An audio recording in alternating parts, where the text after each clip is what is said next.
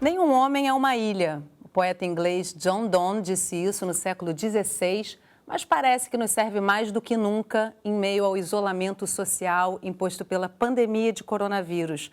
Mesmo com cada um na sua casa, já deu para perceber que não somos uma ilha cercada da nossa própria realidade por todos os lados. Se a quarentena conta com conforto, geladeira cheia e tranquilidade para alguns, não é preciso sair de casa para perceber que já vivemos uma crise econômica e social sem precedentes. Faltam máscaras, comida, companhia, recursos de todos os tipos. Como se unir a outras pessoas, movimentos sociais e organizações para fazer chegar ajuda com urgência a quem precisa? No Sala de Convidados de hoje, a gente conversa sobre coronavírus e solidariedade. Fiz uma entrega também em uma comunidade próxima de Manguinhos, nessa ideia de aproximar a alimentação saudável de quem está nas periferias. É um momento de união, entendeu? E ele teve realmente uma queda de 70% a 80% do nosso serviço. Às vezes a gente tem um entendimento de que para melhorar a nossa comunidade a gente tem que trazer algo de fora. Mas essa proposta veio para lembrar para a gente que as preciosidades das comunidades estão dentro da comunidade. Conversando comigo hoje pela internet sobre coronavírus e solidariedade. Mônica Sacramento, coordenadora de projeto da ONG Crioula. Eliana Souza Silva, diretora da Redes da Maré. Daniela Araújo, coordenadora executiva da Bem TV, e Aldenora Gomes Gonzalez, que está chegando aqui para conversar com a gente, presidente do Conselho Nacional de Assistência Social. E a sua participação vai enriquecer essa conversa. Eu recebo as suas perguntas e comentários aqui ao longo do programa e compartilho com as nossas convidadas. Conhece exemplos de solidariedade nesse momento de pandemia? Conta pra gente pelo WhatsApp 021 99 701 8122, pelas redes sociais do Canal Saúde ou pelo 0800 701 8122. A ligação é gratuita. A pandemia e a fome caminham lado a lado. O movimento dos pequenos agricultores envolve toda uma cadeia de solidariedade, da plantação à distribuição de alimentos. É em Santa Teresa, no centro do Rio de Janeiro, que fica o espaço Raízes do Brasil. A fila por aqui começa cedo. Moradores aproveitam para comprar tudo fresquinho. Couve, alface, açafrão, tudo produzido por produtores rurais de todos os cantos do país.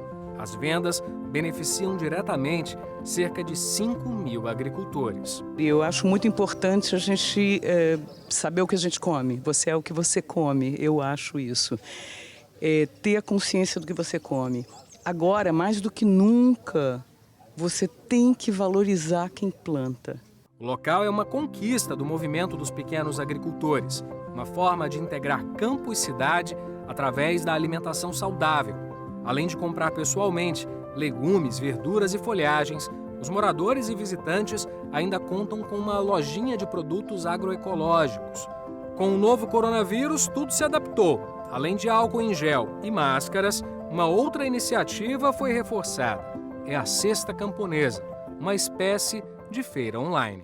Então a compra ela é feita por um site, chama cestacamponesa.com.br, a pessoa entra, se cadastra por bairro, vai gerar uma senha e ela vai receber uma lista. E essa lista ela monta a sua cesta, de acordo com as suas necessidades. As pessoas recebem sua cesta em casa e após isso ela faz o pagamento da cesta. E assim que a listagem chega, cada cesta é montada com cuidado. Para se ter uma ideia do crescimento dos pedidos, antes da pandemia eram entregues por mês cerca de 300 cestas. Agora já são mais de 1.200. As entregas são feitas 2 vezes por semana em toda a cidade do Rio de Janeiro, Niterói e também na Baixada Fluminense. Mas para que tudo isso dê certo, foi feita uma parceria com uma associação de taxistas. Essa união de forças que começou durante o período da pandemia tem dado resultados. Na Rua do Raízes do Brasil, olha a quantidade de táxis. Cerca de 50 motoristas aguardando cestas e endereços. Uma via de mão dupla, que gera mais trabalho, renda e ajuda na logística de entrega, o que amplia a cada dia o alcance dos produtos. Então a gente percebe também que a Cesta Camponesa facilitou para que esses trabalhadores do setor de transporte pudessem ter uma renda semanal a partir da cesta camponesa. Então, criamos, na verdade, uma economia entre campo e cidade, onde todos se beneficiam. 69, 1869. E a gente vai acompanhar uma das entregas do Alexandre, cesta por cesta dentro do carro. E hoje eu vou até ganhar uma carona. Agora sim está na hora de fazer a entrega. E é claro, usando o cinto de segurança e máscara. Bora lá? E é no balanço do carro que o Alexandre me conta como essa união tem ajudado. Foi o que eu falei, ele é um momento de união, entendeu? E ele teve realmente uma queda de 70% a 80% do nosso serviço. Então essa parceria ela é muito importante, além da união que a gente tem que ter nesse momento, devido à Covid-19, ela é importante também para a nossa renda, entendeu? Dos taxistas que teve essa redução. Ele diz que mesmo quando tudo passar, os taxistas pretendem seguir com a parceria. A gente está muito feliz, entendeu?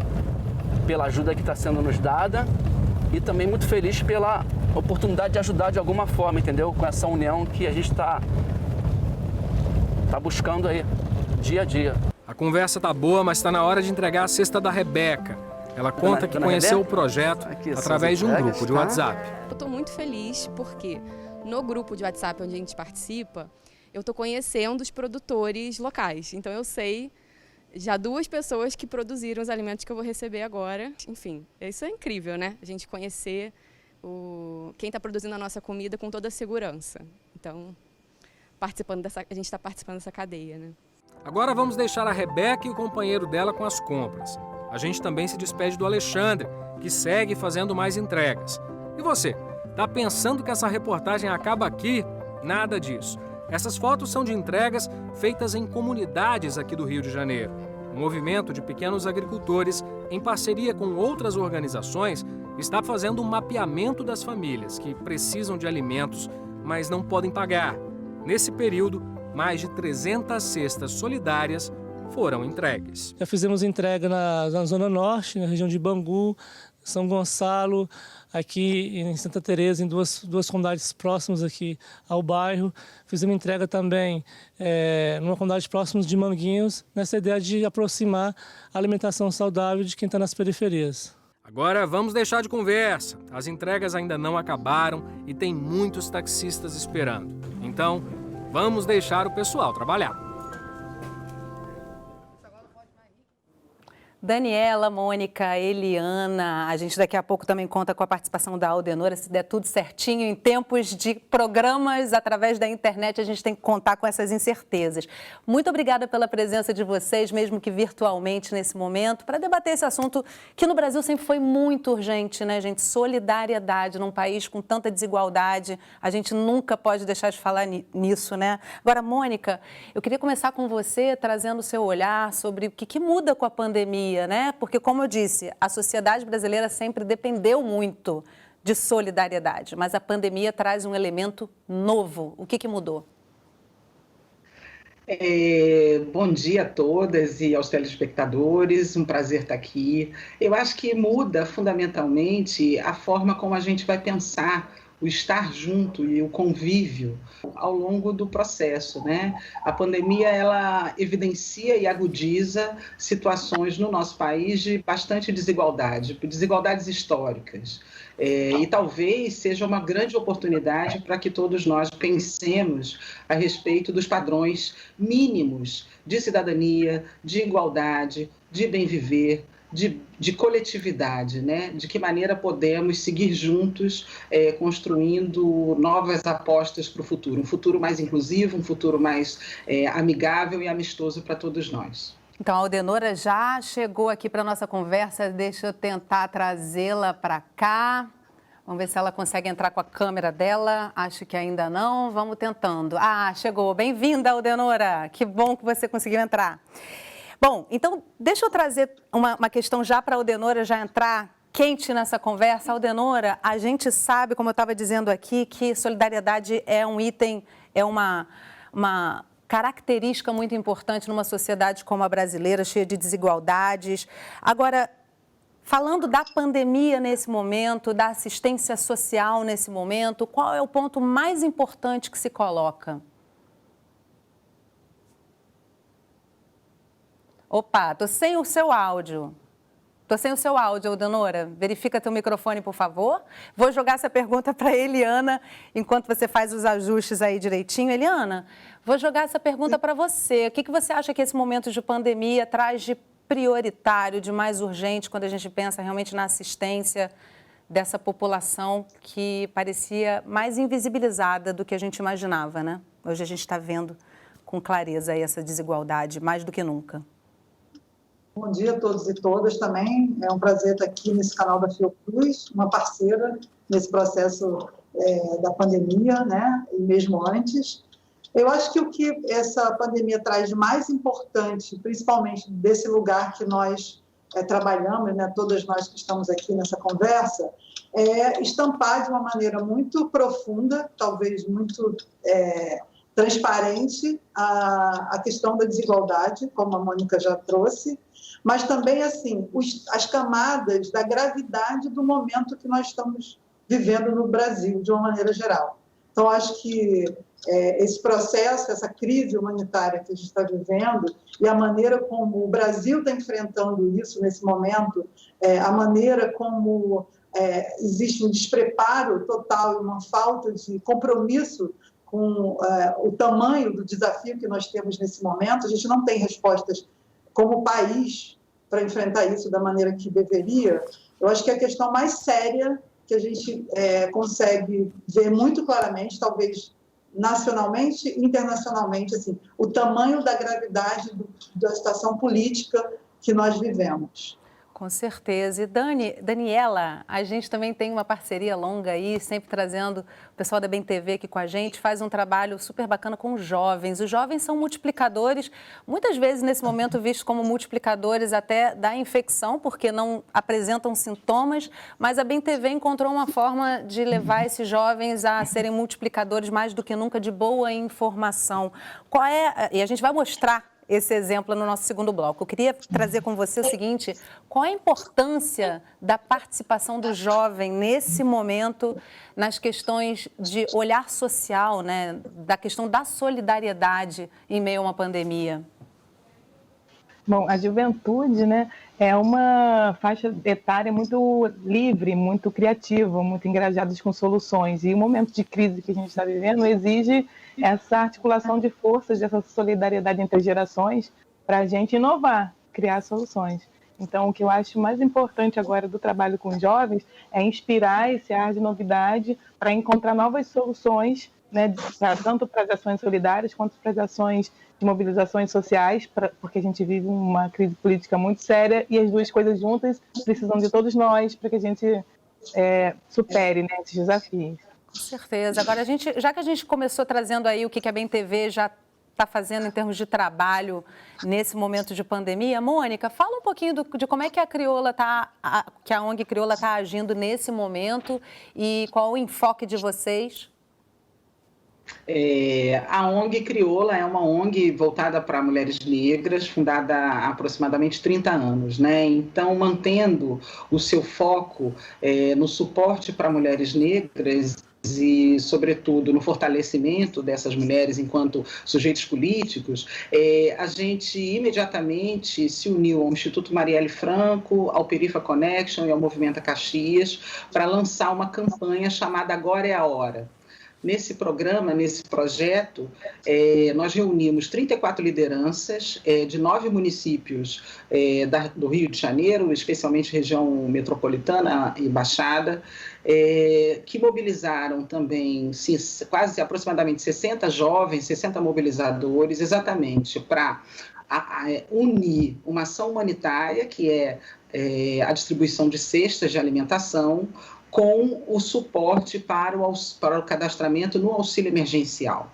Então, nos pareceu uma ideia interessante aliar a ação humanitária, né, no sentido de preservar a segurança alimentar dessas famílias e dessas mulheres com as quais a gente trabalha, mas também dar um passo a mais. Um passo no sentido de construir uma ação política que realmente informe sobre o direito, as famílias têm de receber e acessar o auxílio emergencial, o cadastramento em programas governamentais, o esclarecimento em relação a que procedimentos podem fazer em relação à tiragem de documentação, ou seja, de uma certa maneira, oferecer um suporte através da mobilização de lideranças comunitárias, que junto com jovens do estado do território, vem se organizando e promovendo, de fato,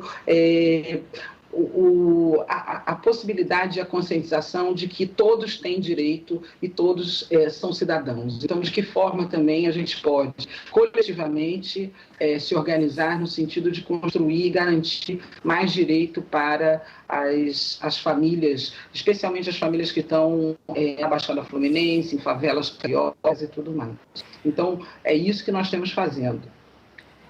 A gente realmente trabalha hoje no ao vivo aqui com a internet oscilando, a gente não está te vendo muito bem, mas a gente conseguiu te ouvir. E aí eu acho que a Mônica trouxe uma... Não, mas falhou um pouquinho o seu vídeo, mas estamos te ouvindo, acho que isso que é importante. Agora, achei interessante duas coisas nessa sua fala, Mônica. Primeiro, o nome dessa campanha, né? Agora é a hora. A sensação que eu tenho é que a pandemia vem mudar muitas coisas na nossa sociedade, né? Quem sabe essa nova forma, não só de comunicação que a gente está tendo aqui, também de ações, vem para ficar e a gente realmente consegue um engajamento maior. E aí, Eliana, eu queria trazer com você essa perspectiva, né, de que a própria comunidade gera soluções de dentro da comunidade. Isso é muito interessante também se ver, né? Uma perspectiva bem diferente da caridade, que vem de repente, de uma elite que faz uma doação e que se depende dessa boa ação de uma elite que está num momento muito mais confortável, né? Qual a importância disso, de se encontrar esse lugar das ações partirem de dentro da comunidade? Eu quero depois ouvir todas as nossas convidadas falando disso. Eliana? Sim, eu acho que talvez esse seja realmente o conceito. Eu acredito muito nas soluções e nas propostas que são gestadas dentro das próprias comunidades, dentro das próprias favelas, e a gente vê isso pela potência que determinadas ações, determinadas iniciativas estão tendo nesse momento. A gente, na Maré, criou uma organização de uma campanha chamada Maré Diz Não ao Coronavírus, que é uma iniciativa que começa com uma proposição da Rede da Maré, enfim, que é uma organização que tem toda uma inserção, né? São pessoas que nasceram, cresceram na Maré, como é o meu caso, e que estão ali numa perspectiva de construir projetos estruturantes. Então, no momento em que a gente tem que pensar em como continuar atuando, né, numa perspectiva emergencial, surge essa campanha, que é uma campanha pensada a partir dessa proposição de entender de uma maneira estrutural os problemas que nós temos ali, atuar de uma maneira emergencial, mas com esse olhar de que essas ações elas não podem ter um fim em si mesmas, podem ser simplesmente ações para esse momento. Então, acho que elas são fundamentais porque, por exemplo, a gente começou com uma articulação de atender 6 mil pessoas em situação de extrema pobreza, de maior vulnerabilidade, no conjunto das 16 favelas da Maré, e logo no primeiro mês, que foi o mês de março, parte de março e abril, a gente já identificou, porque a própria comunidade foi trazendo demandas, um número muito maior de pessoas para serem atendidas, e a campanha acabou atingindo, no primeiro mês, 7.272 pessoas. A gente está indo para o segundo mês, no próximo sábado, com essa é uma das ações, a distribuição de cestas básicas de alimentos, mas também kit de higiene e limpeza, e no segundo mês, a previsão já é de 10 mil cestas, né, nessa composição de materiais de higiene e de limpeza. E a gente só está conseguindo fazer isso nessa dimensão, primeiro porque a Maré tem uma dimensão de cidade, são 140 mil pessoas, é maior que 96,4% das cidades brasileiras. Então, a gente tem, de fato, uma demanda que é muito grande. E a gente só está conseguindo, com essa demanda, crescer mês a mês com essa demanda, porque a gente tem conseguido respostas que vêm da própria comunidade, da articulação, e por a gente conseguir mostrar exatamente quais são essas demandas e as pessoas que estão realmente precisando. Então, acho que existe uma potência que vem da favela, que vem da periferia, que num momento de emergência como esse, ou de emergências, a gente consegue pensar soluções e mobilizar as próprias pessoas dessas favelas para estar buscando essas soluções e essas respostas que junto com, digamos, com o restante da cidade, né, com a sensibilidade das outras pessoas, tem se solidarizado e tem contribuído de uma maneira muito significativa para essa campanha. Essa percepção de necessidade, né, Daniela, que a própria comunidade tem, que pode gerar soluções baseadas nisso, né?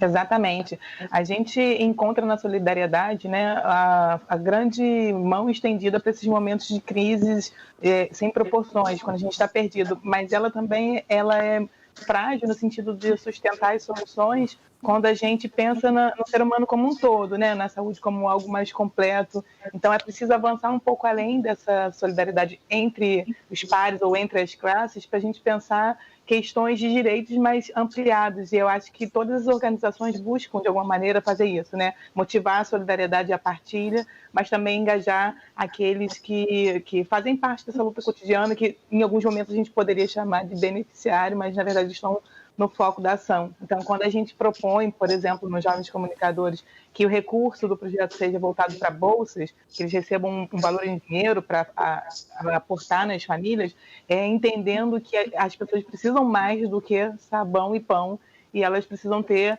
dignidade, autonomia, né, sobre as suas vidas. Então, nesse momento de quarentena e quase que forçada, né, para alguns, e de dificuldade, a gente já entendendo que a gente se fortalece na medida que a gente respeita o outro e a sua autonomia, a sua integridade. Isso fortalece a comunidade, que faz o recurso circular internamente, favorece as famílias, né, e toda uma cadeia para a gente sustentar uma comunicação mais efetiva e capilarizada nesse território. E, Mônica, antes de eu chamar aqui a participação do pessoal que está pela internet, assistindo a gente pela TV, está mandando aqui para mim, eu queria trazer com você essa questão também, porque aí você está realmente empoderando, você está realmente mexendo com a autoestima de quem está ali recebendo essa solidariedade, né? Passa a ser também um ativo da própria comunidade, né? E sem dúvida, por muito tempo, disseram a essas comunidades, disseram a essas pessoas, informaram a elas que elas não eram potentes. Não é? Então, quando Eliana traz a questão da potência, o que a gente está dizendo, olha, você tem direitos, né? E construindo isso, mais do que dizendo e informando, porque o cidadão sabe que ele tem direitos, ele observa no seu cotidiano a existência dessa desigualdade e dessas múltiplas camadas a qual tanto Eliana quanto Dani se referem. Mas, sobretudo, como é que a gente viabiliza a voz e se une a diversas vozes para fazer valer, de fato, o que é direito. O direito à vida, o direito à saúde, a um tratamento igualitário, o direito à circulação, o direito à documentação, não é? Como é que você, a segurança alimentar, como é que você, de fato, capilariza essa ideia e se une diante de tantas vozes potentes exatamente para recriar possibilidades de convivência, né? Recriar formas de se relacionar, recriar formas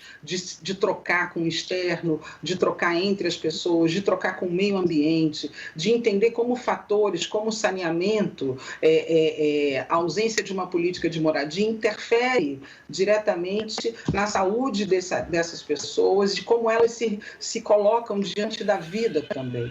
Então, acho que apesar de ser um momento gravíssimo, é um momento de profunda reflexão para todos nós, no sentido de como faremos daqui por diante, como encararemos estas múltiplas vozes que estão aí dizendo é preciso mudança, é preciso garantia de direitos e é preciso garantia de direito para todos, e não só para um determinado grupo de cidadãos brasileiros. Eu acho que esse é o nosso desafio, né?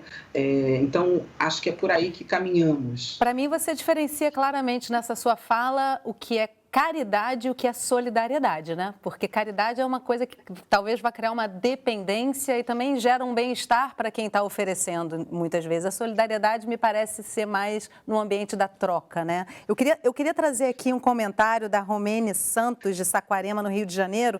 Ela encaminhou para a gente pelo WhatsApp. Ela fala que o Instituto Jodoma alia o cuidado com o meio ambiente e a higienização ao produzir e distribuir sabão ecológico preparado a partir de óleo de cozinha usado às famílias necessitadas. Então, ela aí já mandou para a gente um exemplo de como é que ela está praticando e trabalhando a solidariedade aí com esse projeto. E eu tenho uma pergunta pelo WhatsApp de Hamilton, de Goiânia.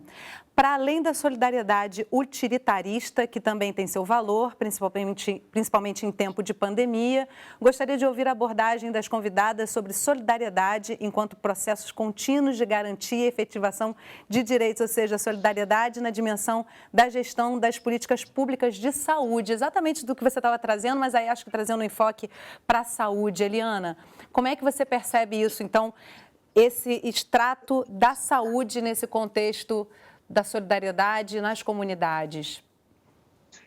Então, acho que essa pergunta é muito interessante, muito pertinente para o momento, e eu queria assim, deixar muito claro assim, que essa questão da caridade, da solidariedade, de fato, são coisas distintas. O que nós fazemos, por exemplo, na Rede da Maré, não tem nada a ver com assistencialismo, com caridade, porque a gente sabe que precisar atuar nesse campo da segurança alimentar de uma maneira tão direta, distribuindo cestas básicas, tem a ver com uma negligência do Estado em relação a pessoas que estão sem renda nesse momento, a pessoas que estão desempregadas, como a gente está vendo lá, há mais de 3, 4, 5 anos. Então, assim, é muito importante falar que essa questão ela está circunscrita a esse momento, a uma situação emergencial, e que ela tem que servir, na realidade, para a gente entender como a sociedade civil está abordando essa questão de maneira mais profunda e processual junto ao governo, junto às políticas públicas, né? Eu acho que o que nós estamos vivendo, e a gente está tendo que dar uma resposta, a sociedade civil hoje está dando uma resposta, eu diria, significativa, organizada, dentro desse lugar da potência que eu falei, mas isso é uma situação de emergência. Esse não é o nosso papel. Nosso papel é justamente estar mostrando que é possível e é necessário e é urgente que se reconheça o direito de todas as pessoas, independente da condição social dela, independente da origem dela, independente da cor dela. Então, respondendo essa pergunta aí, eu diria que a gente tem que olhar para esse processo e tirar dele de forma muito organizada e criar uma inteligência para mostrar, estampar, cobrar, coisas que nós já fazemos, inclusive, no nosso trabalho cotidiano, que não é mais possível aceitar que as pessoas de favelas e periferias sejam tratadas da maneira que elas são tratadas historicamente. Se a gente for olhar para o problema da saúde, olhando a situação do Rio de Janeiro, você tem uma condição muito diferenciada em relação a quem está morrendo.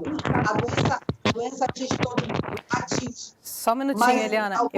Vou só pedir para quem não estiver falando no momento, fechar o microfone para não dar esse chiadinho, a gente concluir esse bloco com a fala da Eliana rapidinho. É importante entender que essa doença ela atinge a todas as pessoas, independente da camada social que ela esteja. Mas algumas pessoas têm mais condição de passar por essa doença sem morrer do que outras. E o que a gente tem visto é justamente as pessoas morrendo nas favelas e nas periferias. A gente está vendo a superlotação dos hospitais públicos para atender justamente as pessoas que não têm plano de saúde, as pessoas que não podem acessar uma rede que não é pública.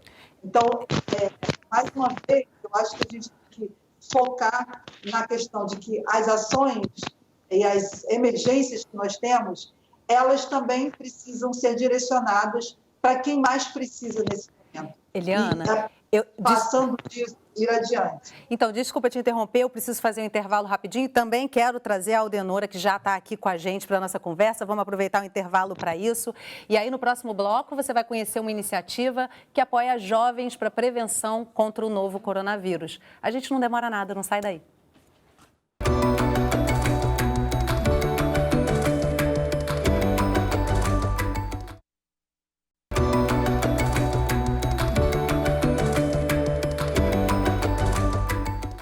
Sala de Convidados está de volta conversando sobre coronavírus e solidariedade. Conversam comigo no estúdio pela internet Mônica Sacramento, coordenadora de projeto da ONG Crioula, Eliana Souza Silva, diretora da Redes da Maré, Daniela Araújo, coordenadora executiva da Bem TV, e infelizmente a gente não conseguiu contar com a participação da Aldenora Gomes Gonzalez, presidente do Conselho Nacional de Assistência Social, mas prometemos convidá-la para uma próxima oportunidade. E ainda dá tempo de você participar dessa conversa. Está em casa? Aproveita e conta para a gente a sua experiência nesse momento de quarentena. Eu recebo as suas perguntas e comentários aqui ao longo do programa e compartilho com os nossos convidados, com as nossas convidadas. Envie pelo WhatsApp 021 99701 8122, pelas redes sociais do Canal Saúde ou pelo 0800 701 8122. A ligação é gratuita. O projeto Jovens Comunicadores tinha uma oficina presencial prevista para esse ano. Veio a pandemia e a proposta precisou ser adaptada. Além de novo formato, 2 objetivos a mais: manter os jovens em casa e multiplicar conhecimento sobre prevenção. 3, 2, 1, silêncio no set, gravando! Nossa reportagem começa na Bem TV, uma organização sem fins lucrativos. O trabalho da ONG é voltado para jovens e adolescentes de comunidades de Niterói e São Gonçalo. A Bem TV atua com formação profissional, produção audiovisual e assessorias de projetos pessoais e coletivos. Em parceria com outras organizações sociais, universidade pública e governo, nasceu o projeto Jovens Comunicadores. O trabalho era para ser presencial, mas diante da pandemia, tudo mudou, inclusive o formato e a manutenção do projeto. Uma forma de ajudar cada família com uma bolsa auxílio durante o curso, que conta com mais de 60 jovens. Além disso, a iniciativa cria uma rede de comunicadores gerando conteúdo sobre direitos, saúde e prevenção ao Covid-19, todos dialogando com seus territórios. Todo o processo formativo é online e aborda temáticas do mundo da comunicação. Dados, fatos, checagem de notícias e noções de comunicação popular. Além disso, a turma tem aulas práticas, como criação de arte e vídeo. Para quem já gosta de comunicação, todo esse conteúdo é um prato cheio. E decidi entrar no curso porque tudo que é de comunicação me agrada. E eu também faço parte do Jornal Comunitário Ainda Não Pensei, daqui do Preventório. E acredito que todos os conteúdos do curso têm me agregado bastante conhecimento, tenho aprendido demais com os professores, também com os alunos. Tenho conseguido estar presente em todas as aulas. Olá, meu nome é Jonathan. Eu costumo assistir às aulas aqui do quarto da minha namorada. E no caso assisto por esse telefone aqui mesmo. E assim, as aulas são muito interativas, são boas, eu consigo dialogar com os professores e as perguntas que são feitas pelos outros alunos também, que são bem respondidas, eu também me ajuda a compreender mais ainda. Assim, cada jovem se torna um multiplicador dentro do próprio território. Essa aqui é a minha comunidade, Caixa d'Água, localizada no Caramujo.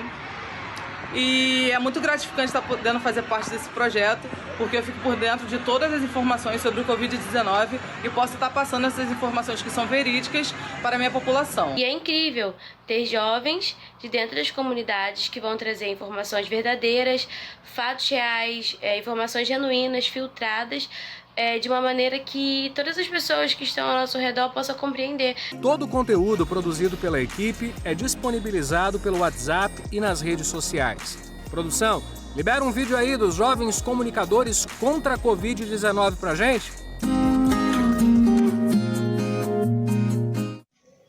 Oi, Eu sou a Keila, moradora de Piratininga, Niterói. Eu faço parte do grupo Jovens Comunicadores, que é assessorado pela ONG Bem TV.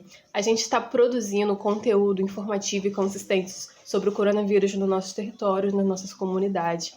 Se você está recebendo esse vídeo por mim, é porque você está na minha lista de transmissão. E para vocês terem uma ideia, essas ações, usando as redes sociais, podem ter um alcance de mais de 17 mil pessoas ao mesmo tempo. É muita gente. E eu me sinto também realizado por saber que eu estou fazendo parte de um projeto que está ajudando as comunidades. Às vezes a gente tem um entendimento de que para melhorar a nossa comunidade a gente tem que trazer algo de fora. Mas essa proposta veio para lembrar pra gente que as preciosidades das comunidades estão dentro da comunidade. E acho que cada um fazendo a sua parte e ajudando a trazer informações verídicas para as pessoas está ajudando muito nessa situação de pandemia que estamos vivendo.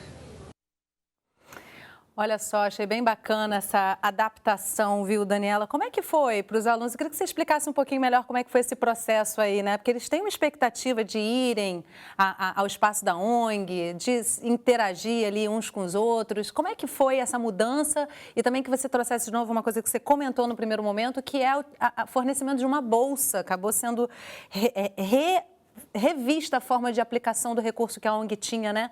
Conta pra gente como é que foi isso. Bom, então, como eu falei no início do programa, né, a Bem TV já tem 28 anos, eu fui aluna da turma de 99, então a gente tem uma trajetória longa em formações nas comunidades.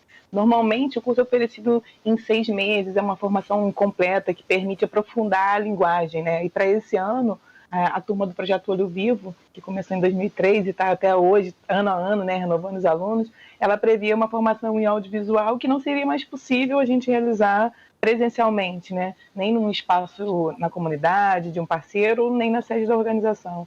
Então, como a gente financia as ações a partir de doações, de incentivos fiscais e outros tipos de captação, o que a gente pensou no momento foi como manter esse recurso circulando, porque a gente entende que nesse momento de pandemia é importantíssimo a gente ampliar nosso conceito de solidariedade, né, que às vezes vai muito do imediatismo, do que a gente foi chamado no início do bloco de assistencialismo, né, da comida, mas entender que o outro tem mais necessidades. Então a gente resolveu usar os 20% do recurso que a gente não tinha captado 100% para fazer a turma, e a gente resolveu que ia pagar em forma de bolsa para ajudar todos os jovens que de alguma maneira pudessem, né, estar próximos da gente.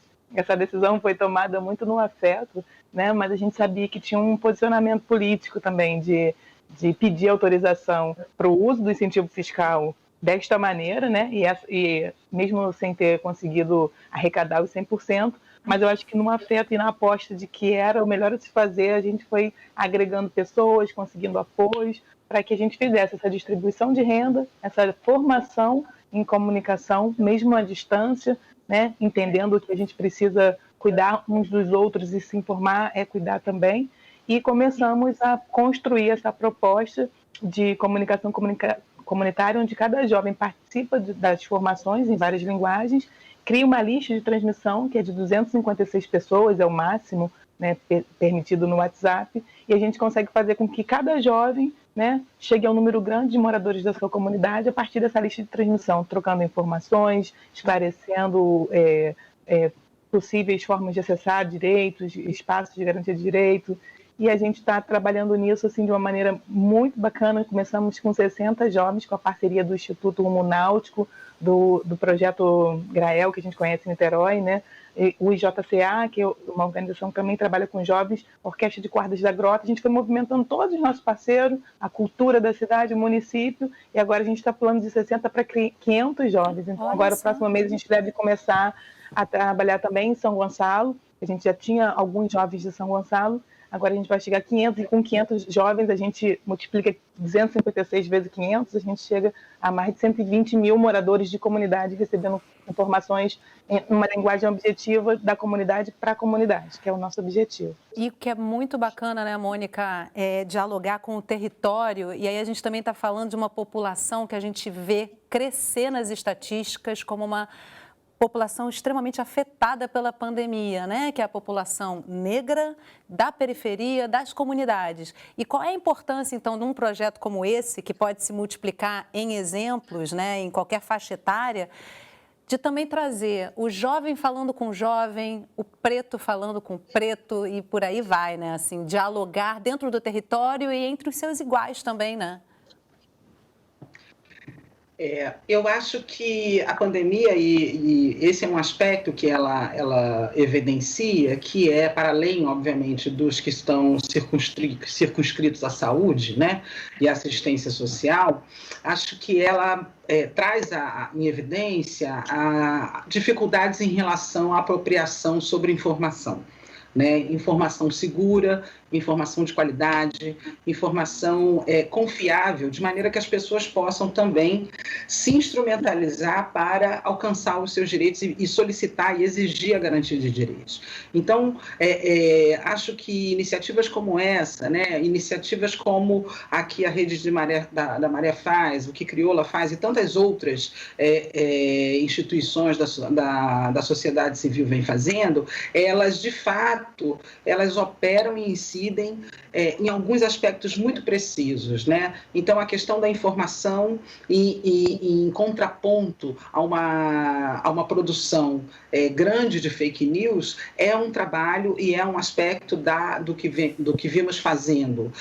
Também olhar para a exclusão digital. É uma ilusão que todos têm acesso à tecnologia, né? Que todos estão completamente apropriados da tecnologia. A própria dificuldade no acesso no cadastramento evidencia não só a desigualdade que é na apropriação dessas ferramentas tecnológicas, como também na compra e no domínio de celulares que possam, por exemplo, baixar programas, enfim, porque, de fato, o que nós temos colocados, e a própria não entrada da Aldenonora é uma evidência disso, é que a gente não estava acostumado a lidar com essas ferramentas de uma maneira tão ampla em nossas vidas. E isso é alguma coisa que se coloca como uma emergência. Então, assim como vocês da Bem TV, nós também em Crioula pensamos nisso, né? No acesso à internet, do quanto a liderança comunitária precisa ter garantia de uma boa internet, de um pacote de internet para que ela possa transmitir as informações confiáveis, do quanto ela precisa ter um aparelho que seja possível auxiliar e oferecer suporte para outras pessoas do seu território, para o cadastramento ou para a pesquisa sobre alguma determinada dúvida. Então, essa é uma outra dimensão. Há uma outra dimensão que se evidencia e que são dimensões laterais a essa pandemia, que é exatamente isso, o acesso à escolarização, como é que as pessoas se apropriam disso. Então, esses são aspectos que vão ao redor da pandemia, não com menos importância. Claro, a vida é importante, a segurança alimentar é importante, mas é isso, é como que também o exercício de estar propondo soluções, cocriando soluções, ele às vezes é impedido por desigualdades que estão anteriores à situação de pandemia. A desigualdade tecnológica é uma delas, é uma delas. Então, assim, é importante a gente olhar para esses aspectos e o quanto eles dificultam a potência dos próprios territórios, né? A maior mobilização, mas é preciso também de que forma essas linguagens são produzidas. Daí a importância de cocriar linguagens, narrativas e soluções a partir do próprio território, porque é real. O morador da favela tem um olhar sobre aquele enfrentamento de problemas que nós, num outro lugar de privilégio, num outro lugar de branquitude, não teremos, né? Então, é preciso que a gente respeite a voz e as soluções que essas pessoas têm para as suas próprias vidas, não é? Então, é nesse sentido que é tão importante ações que caminhem, conjuguem a ação humanitária, a percepção de que há uma necessidade emergencial, as pessoas estão morrendo de fome, mas é preciso também que a gente pense a longo prazo, de que forma a gente constrói e opera estratégias para reverter situações. Acho que é a síntese. E aí eu acho interessante... eu quero até eu quero colocar uma pergunta para você e você já complementa respondendo, porque a pergunta tem a ver com isso que a Mônica trouxe, é uma pergunta da nossa audiência, a Márcia mandou de Niterói. As convidadas acham que após o fim da pandemia algo vai mudar, visto que ficou flagrante os efeitos da desigualdade social, ou seja, essas ações, essa perspectiva desse olhar muda? Eliana, eu jogo isso para você e já te peço também para trazer a sua observação sobre a questão anterior. Então, sobre a questão anterior, eu queria falar um pouco da importância, reforçar, né, a lógica que a gente está construindo aqui, sobre a importância de você ter ações de comunicação que possam, de fato, trazer um retorno em relação a como as pessoas de favela e periferia estão se apropriando desses protocolos que são tidos como compreensíveis por todo mundo. E, além de compreensíveis, as pessoas, eles são construídos dentro de uma lógica que todas as pessoas têm as condições materiais para cumpri-los. Então, queria falar de uma iniciativa, assim, muito, muito rapidamente, que é o Se Liga no Corona, que é uma parceria construída de organizações da sociedade civil com a Fiocruz para justamente validar conteúdos técnicos sobre a pandemia, sobre a prevenção, né, em relação à contaminação, em que justamente a gente vem construindo possibilidades de falar sobre essa questão, lidando com a realidade dessas pessoas, lidando exatamente com isso que a Mônica trouxe, e pensando assim, o que a gente vai aprender desse processo também. Porque comunicação não é só levar informação, acho que tem um processo de construção, de conhecimento, de produção, de formas como as pessoas se apropriam, o modo que elas estão fazendo coisas. Tem muita coisa acontecendo nesse lugar aí da comunicação, que eu acho que é o que, de alguma maneira, vem trazendo uma ideia de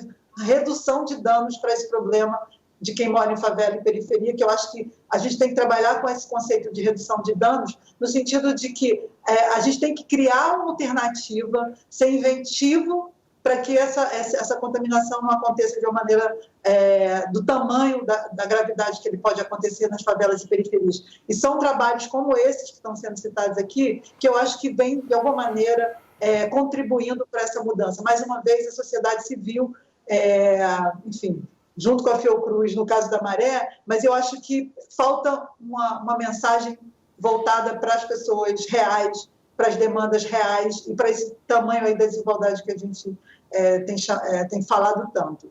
Em relação ao devir, né, o que pode ficar desse processo, eu entendo que as pessoas individualmente podem estar falando assim, ninguém vai ser o mesmo depois disso, o mundo será o outro. Isso pode até acontecer, mas eu entendo que isso só vai acontecer dependendo de como cada um de nós individualmente está entendendo esse processo, como a gente está se reavaliando no sentido de pensar o sentido da própria vida e por que a gente faz determinadas coisas, por que a gente consome determinadas coisas, porque, enfim, tem uma lógica colocada, um modo de vida colocado, existem outros modos. E se a gente está nesse momento, nós estamos nesse momento acessando esses outros modos e outras possibilidades, é uma questão para a gente se perguntar, né? Porque não adianta, não é questão só de acessar a informação. Acho que tem uma questão de postura que depende também não só do indivíduo, mas como sociedade, o que a gente quer, né? O que a gente deseja ver acontecer. Porque o que está acontecendo tem a ver com as nossas escolhas, né? Como sociedade, mas também como indivíduo. Então, eu entendo, eu diria que a gente vai ter uma resposta mais propositiva, mais, enfim, que possa mudar ou não essa situação, vai depender de como, por exemplo, a gente, como sociedade civil, de uma maneira organizada, vai cobrar, né, e vai se colocar diante dos governos, diante das políticas públicas, para que mudar, realmente né? Precisam mudar o ponto de partida e a percepção. Agora, Daniela, uma fala aqui da Eliana que eu achei interessante com relação à validação da informação, porque a gente tem na internet inúmeros meios divulgando fake news e espalhando pânico de forma muito desproducente, né? Improducente, enfim. Eu queria saber com você como é que é feita essa apuração pelos jovens e como é que faz para entrar numa lista de transmissão. Bom, então, assim, pensando nessa perspectiva de mudança, né, a gente está trabalhando nela agora e o projeto é todo baseado em rede, baseado em parcerias, né? A Fiocruz foi um dos parceiros primeiros desse momento, onde a gente buscou informações seguras, né, e confiáveis para transmitir à comunidade. A Secretaria Municipal de Saúde também foi acionada e tem um canal de comunicação bem próximo para a gente, então quando chega alguma informação... De Niterói, né? Só para quem está vendo de fora do Rio saber, Municipal de Saúde de Niterói. De Niterói. Então, quando chega alguma informação que a gente duvida ou não tem como checar isso nas redes, a gente manda direto para a comunicação, a assessoria de comunicação responde de volta. Então, a gente tem um canal de comunicação que ele é direto para os moradores, né? E ele voltam com as questões e com as dúvidas. Então, a gente consegue fazer essa checagem colaborativa em rede através desse trabalho de parceiros, né? Mas, pensando nisso para o futuro, essa mudança que todos nós esperamos que aconteça, né? Achando que o mundo não vai ser mais o mesmo, ela está, sim, relacionada à nossa capacidade de analisar o que a gente está vivendo agora, né? A gente não confundir a solidariedade com a moralidade. Então, por que a gente tem orgulho em dar uma cesta de alimentos e quando a gente fala de dinheiro, a gente já fica meio desconfiado? O que essa pessoa vai fazer com esse dinheiro, né?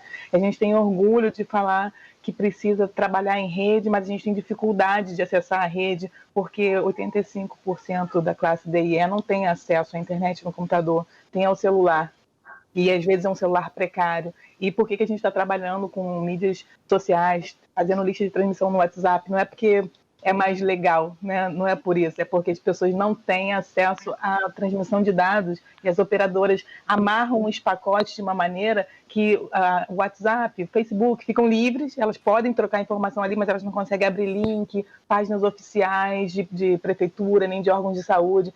Então, a gente vive também, né, uma série de negações de direitos fundamentais, a comunicação e a internet é um deles, e a gente precisa evidenciar para que essa transformação ela seja positiva no futuro, porque que a gente vai mudar, eu acho que a gente vai mudar, né? Uma amiga dizia outro dia que a máscara vai ser a nova camisinha, então que a nossa relação com a saúde vai ser diferenciada, né? O nosso contato vai ser diferenciado, a gente precisa evidenciar essas questões. O que a gente está tentando fazer no âmbito da comunicação é propagar informações, discutir questões e promover essa mudança gradativa no futuro que a gente quer depois da quarentena. Olha só, gente, está chegando no finalzinho do programa e eu queria pedir uma coisa para vocês três, cada uma no seu momento, rapidinho para a gente finalizar, que eu acho super importante. Uma resposta interessante desse movimento todo que vocês estão fazendo, ou seja, uma história que se destaque aí, algum resultado que vocês gostariam de trazer brevemente e uma dica para ser solidário sem sair de casa. Mônica? Olha, eu acho que uma história interessante, eu não destacaria uma, eu acho que todo o movimento que a gente vem fazendo no Agora é a Hora, a gente tem conseguido manter mobilizadas 34 lideranças que estão trabalhando com aproximadamente 2.000 famílias. Esse número, em breve, né, ele tende, a gente já tem essa perspectiva, porque infelizmente a necessidade é grande, isso vem numa escala cada vez maior, né? Mas acho que uma palavra que para mim é uma dica para ser solidário, faça o teste do pescoço, sabe? Olha em volta, é só olhar para o lado, e ao olhar para o lado com a disposição de ver, de enxergar. Se a gente fica muito preocupado com a nossa situação, de fato, a gente não consegue olhar para o lado. E seja solidário, seja empático, procure, de fato, ouvir histórias.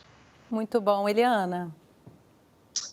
Bom, histórias a gente tem muitas, mas eu diria assim, que o que essa campanha tem me mostrado de uma maneira muito assim, sensível, singular, e assim, chega a me emocionar de verdade, porque assim, tem vindo doações de muitos lugares, de muitos cantos, muitas pessoas, indivíduos, organizações, mas eu tenho visto, por exemplo, chegar lá no Centro de Artes da Maré, moradores que vão ao supermercado fazer sua compra e compram 1 quilo de arroz, 1 quilo de feijão, um macarrão, um óleo, e levam lá também, são moradores da própria Maré fazendo esse gesto, né? Mostrando que você pode dividir o que você tem. Então, eu acho, primeiro, pensando assim, né, do ponto de vista humano, eu acho que a mensagem, ou a dica, não sei aí, é pensar que cada pessoa pode sim fazer alguma coisa nesse momento. Por mais que você não possa sair de casa, e você não tem que sair de casa mesmo, mas tem gente na rua fazendo coisas e que precisam de mais ajuda, de mais solidariedade, que pode vir de uma doação pequena que seja. A rede recebe doação de R$10 na conta bancária. Isso, para mim, é tão valioso quanto uma doação maior. Então, é isso. Eu acho que cada um tem o que dizer nesse momento, cada um tem o que fazer, tá? Vamos entrar no site lá da Redes da Maré para verificar dados bancários para uma contribuição aí em qualquer valor, já fica a dica. Daniela. O maravilhoso de tudo isso que a gente está ouvindo e partilhando aqui hoje, né, que a gente está, de fato, buscando alternativas de comunicação e de interação para além dos modelos e dos padrões que a gente já estava pré-determinado, né, buscando soluções de partilhar. Acho que esse é o maior destaque que eu faria dentro de todas essas ações que a gente vem desenvolvendo e vendo serem desenvolvidas pelo Rio de Janeiro, pelo Brasil afora. Quando a gente coloca junto intelectuais, secretários de saúde, prefeitos, autoridades e moradores na mesma roda, porque agora a gente está todo mundo, né, numa situação de cuidado, precisamos nos fortalecer, porque o cuidado de um é o cuidado do outro, fica evidente que a gente estava fazendo alguma coisa errada, né, que estava faltando um pouquinho de interação entre esses atores e que a gente pode sim, é capaz assim, de buscar soluções, né, para a gente diminuir essa distância abissal da desigualdade e promover mudanças positivas para todos nós, porque quando a gente partilha e fica melhor para todo mundo, né? Mas quando a gente acumula e não partilha, fica melhor para alguns e péssimo para outros. Então, a ideia é que a gente possa viver num mundo mais solidário daqui para frente. Eu espero que a gente consiga. Olha só que bom, gente. Muito obrigada, viu, pelas dicas aí de vocês. Eu vou recapitular já para o pessoal não esquecer, mas muito obrigada pela participação de cada uma de vocês aqui com a gente hoje. Boa sorte com os projetos de cada uma de vocês. Vou recapitular então, hein? Olha só, olhar em volta, comprar 1 quilo de feijão, arroz, entregar para alguém que esteja precisando, entrar no site de uma dessas ONGs, fazer uma contribuição financeira no valor que tiver ao seu alcance. Enfim, não tem como você ficar perdido sem saber como fazer uma boa ação, ser solidário nesse momento. Obrigada a você que acompanhou a nossa conversa de hoje. Seja solidário. Se quiser rever ou compartilhar esse programa, multiplicar todas essas informações, esse programa fica disponível no site do Canal Saúde. A gente se vê na próxima semana. Até lá!